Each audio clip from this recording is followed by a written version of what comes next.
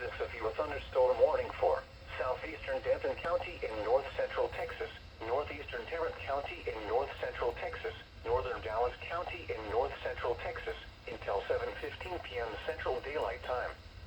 At 6:15 p.m. Central Daylight Time, a severe thunderstorm was located over Coppell, moving southeast at 20 miles per hour. Hazard, 60 miles per hour wind gusts and nickel-size hail. Source, radar indicated. Impact, expects damage to roofs, siding, and trees.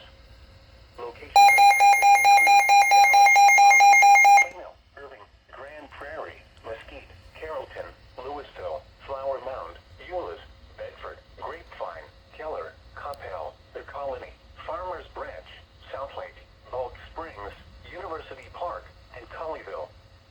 For your protection, get inside a sturdy structure and stay away from windows.